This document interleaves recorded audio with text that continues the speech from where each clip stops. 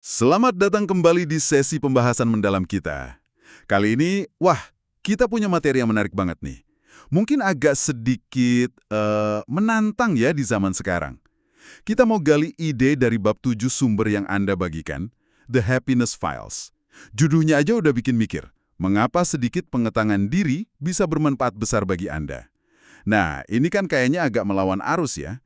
Di era yang katanya menjunjung tinggi ekspresi bebas, jadi diri sendiri gitu, kok malah disuruh nahan diri biar bahagia? Pendengarannya agak, kuno mungkin. Iya, memang judulnya provokatif. Dan isinya juga langsung menusuk ke gagasan populer soal otentisitas yang sering kita dengar itu. Betul. Jadi misi kita hari ini yaitu kita bongkar argumen di bab ini. Kenapa sih dorongan buat selalu jujur belak-belakan, ngikutin semua keinginan hati, itu mungkin malah bukan jalan terbaik buat bahagia? Dan gimana konsep pengendalian diri yang sering dianggap negatif, kayak menekan atau pura-pura, malah bisa jadi kunci penting buat kesejahteraan kita. Oke yuk kita bedah bareng-bareng. Penulis bab ini tuh mulai dengan konsep yang, menarik. Dia pinjam istilah filsuf Charles Taylor, zaman otentisitas. Ah, iya. Era di mana nilai tertinggi itu seolah-olah buat pengungkapan diri ya. Ikuti kata hati gitu. Persis. Bahkan kalau perlu ya dobrak aja batas-batas norma atau pengendalian diri yang lama.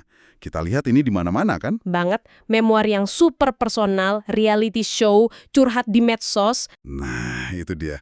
Sepintas kan positif ya, kayak membebaskan gitu ya. Tapi, disinilah kejutannya. Menurut data di bab ini, seiring naiknya dorongan ekspresi diri yang individualistik ini, Tingkat kebahagiaan rata-rata global malah turun ya. iya, malah turun. Sementara depresi, kecemasan, itu malah naik. Ini kan aneh banget ya. Gimana ceritanya makin pengen autentik, kok malah makin gak bahagia? Ini memang paradoks sentralnya. Asumsi dasar kita bahwa ekspresi tanpa batas itu sama dengan bahagia, nah itu yang ditantang di sini. Memang ada sih dasar psikologisnya kayak teori determinasi diri yang bilang ikutin dorongan dari dalam itu penting buat sejahtera. Tapi datanya bicara lain ya. Betul. Data yang Anda sebut tadi yang juga dikutip di sini kayak ngasih cerita yang beda. Hipotesis penulisnya, mungkin kita ini secara kolektif salah paham soal makna otentisitas yang beneran bikin bahagia. Salah paham gimana tuh maksudnya? Mungkin kita terlalu fokus ke aspek lepas aja, tanpa filternya. Tapi lupa ada elemen lain yang nggak kalah penting gitu. Oke. Jadi fokusnya digeser nih, ke pengekangan diri atau pengendalian diri. Nah ini, konsep yang sering kali nggak populer kan? Iya, sering dianggap sama dengan represi, nggak jujur sama perasaan, atau bahkan, ya itu tadi, palsu. Tapi argumen utama di bab 7 ini malah sebaliknya. Pengendalian diri itu justru baik buat kita. Wah, ini lumayan radikal sih di zaman sekarang. Coba kita lihat, dasar ilmiahnya apa nih? Gimana sains jelasin hubungan antara nahan diri sama bahagia? Nah, ini bagian ilmiahnya yang seru. Sumber ini merujuk pada model dua sistem di otak kita yang ngatur gimana kita kelola dorongan dan perilaku. Ada sistem aktivasi perilaku, Behavioral Activation System ya, BAS. betul BAS, dan ada sistem inhibisi perilaku, BIS, Behavioral Inhibition System. Oke, BAS dan BIS.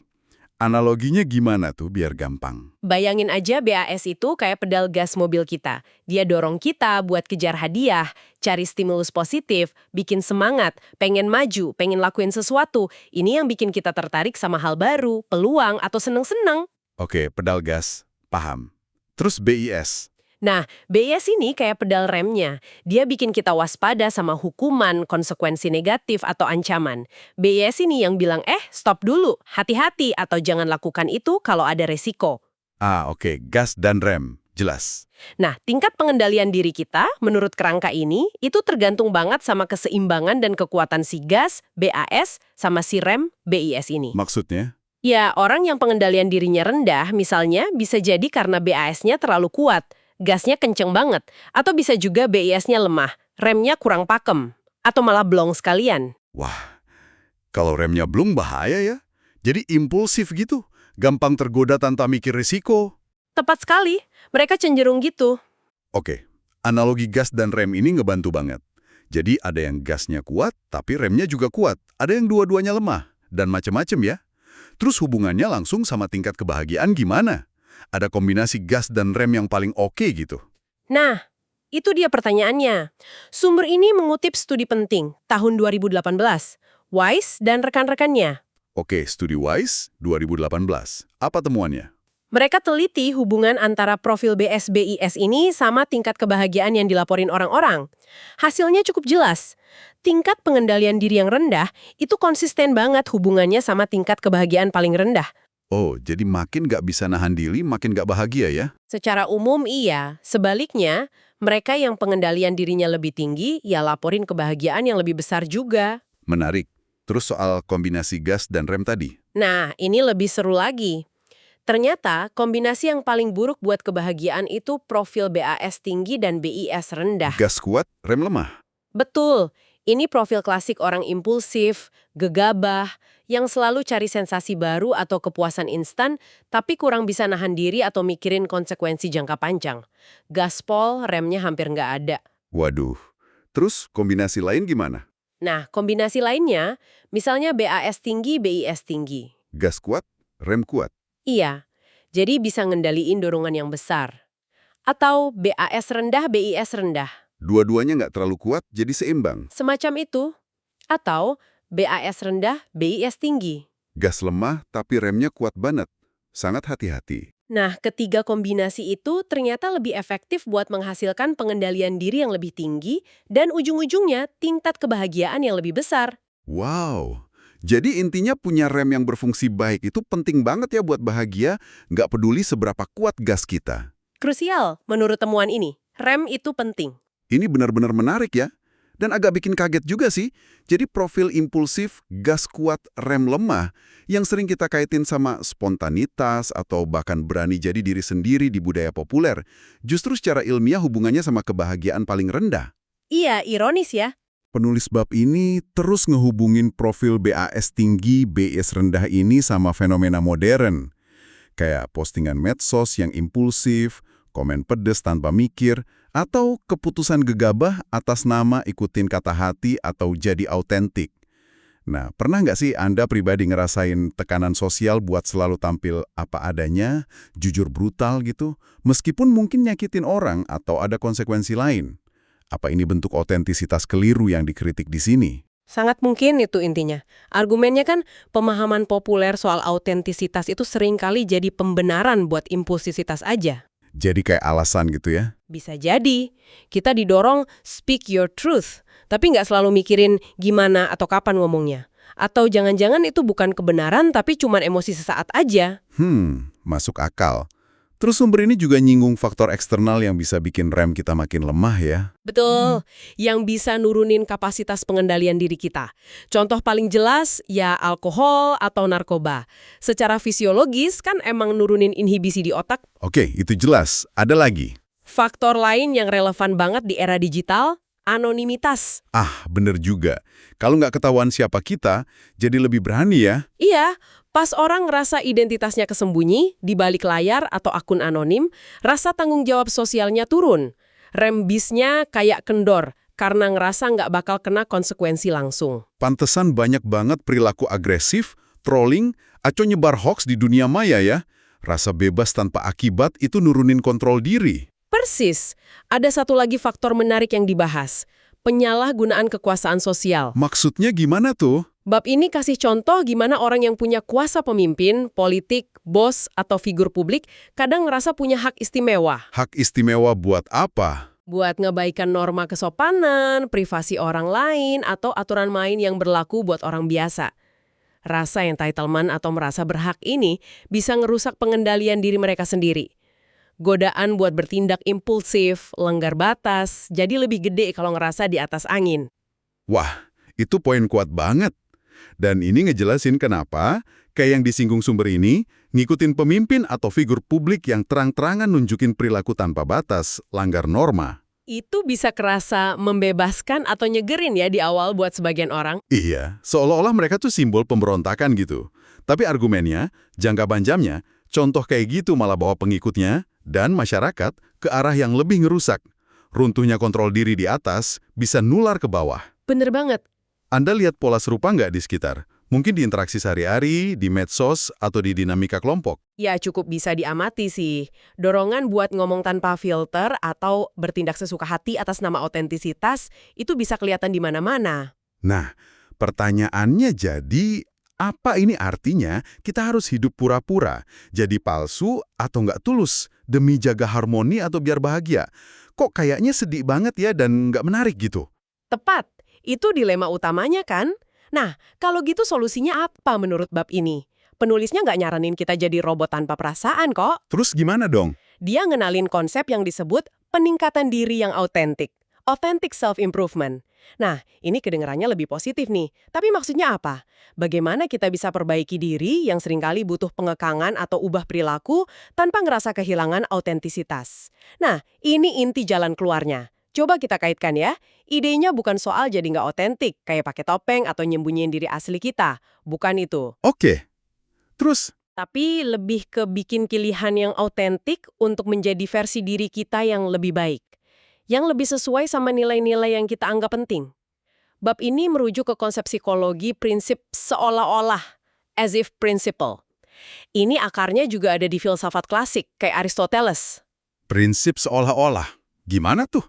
Intinya, kita itu ngebentuk karakter atau jadi sesuatu dengan bertindak seolah-olah kita udah punya kualitas itu.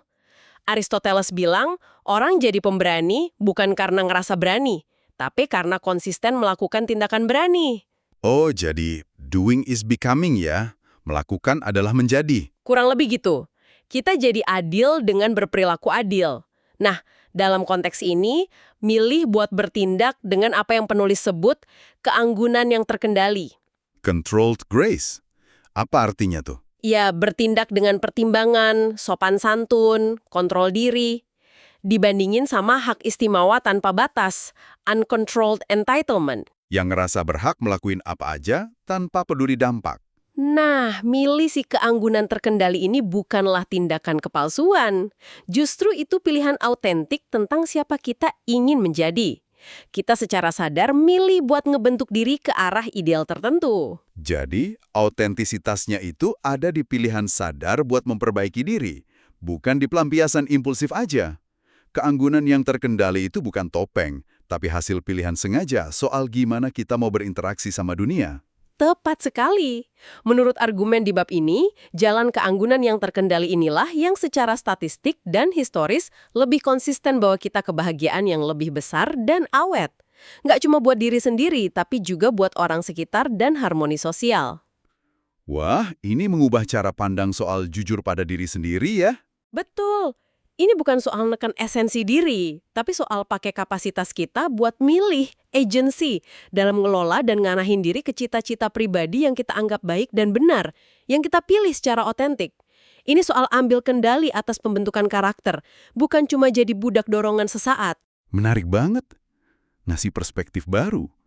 Dan, penulisnya juga ngingetin, ini bukan ide baru ya. Dia ngutip Benjamin Franklin dari abad ke-18.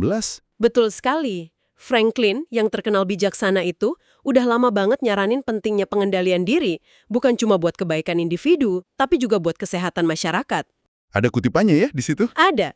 Dia nasehatin orang tua. Didiklah anak-anak Anda untuk mengendalikan diri. Biasakan mereka menahan nafsu. Di bawah kendali nalar, dan Anda telah melakukan banyak hal untuk menghapus kesengsaraan dari masa depan mereka dan kejahatan dari masyarakat. Keren kan? Keren banget.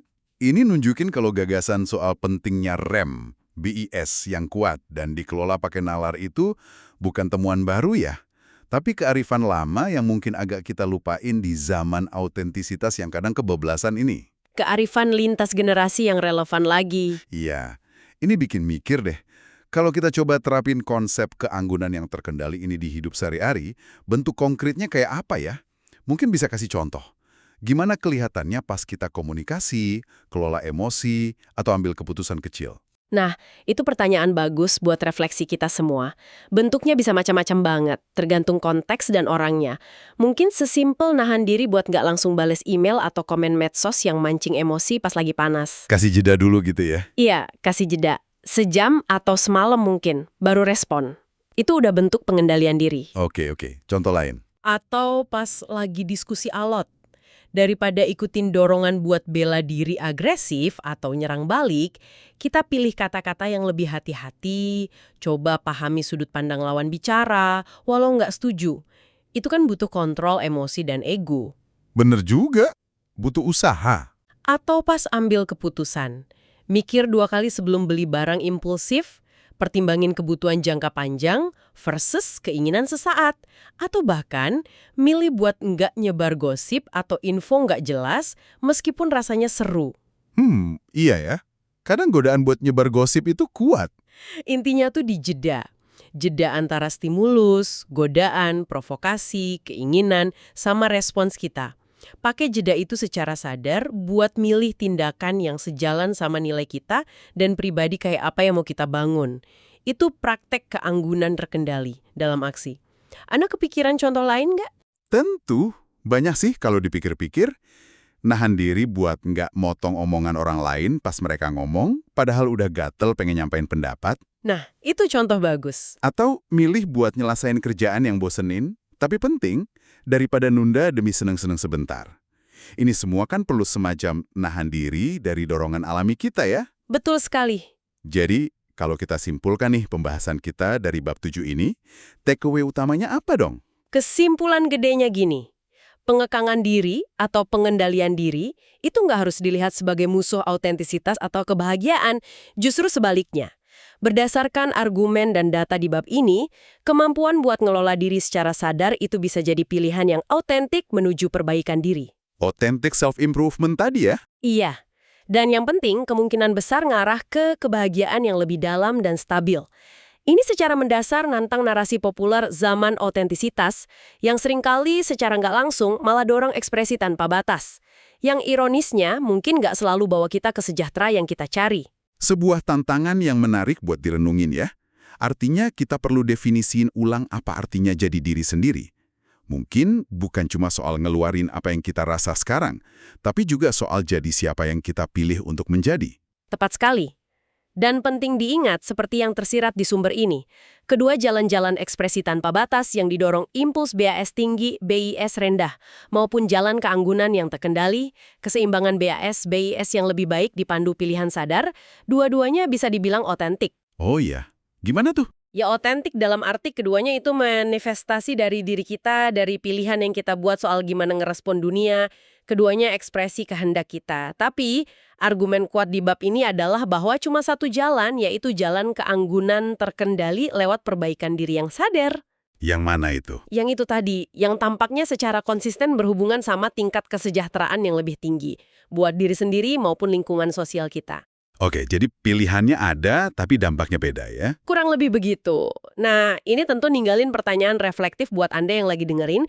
Kalau kita terima nih bahwa milih nahan diri itu bisa jadi tindakan perbaikan diri yang otentik, pilihan sadar buat jadi versi diri yang lebih baik, langkah kecil pertama apa yang bisa Anda ambil hari ini menuju keanggunan terkendali yang lebih besar? Coba pikirin satu area spesifik di hidup Anda di mana Anda cenderung impulsif atau reaktif. Satu aja ya? Satu aja dulu, apa satu perubahan kecil, satu tindakan nahan diri, atau milih respons yang lebih bijaksana yang bisa Anda coba lakuin. Ini bukan cuma soal setuju atau enggak sama argumen bab ini, tapi soal buka kemungkinan buat eksplorasi diri. Tindakan nyata menuju hidup yang mungkin lebih memuaskan dan bermakna. Wah, pemikiran penutup yang dalam banget. Memilih keanggunan yang terkendali sebagai bentuk autentisitas tertinggi. Terima kasih banyak sudah bergabung di eksplorasi mendalam kita kali ini, mengupas bab 7 dari The Happiness Files. Semoga ada percikan inspirasi atau bahan renungan ya yang bisa Anda bawa. Sampai jumpa di pembahasan kita berikutnya.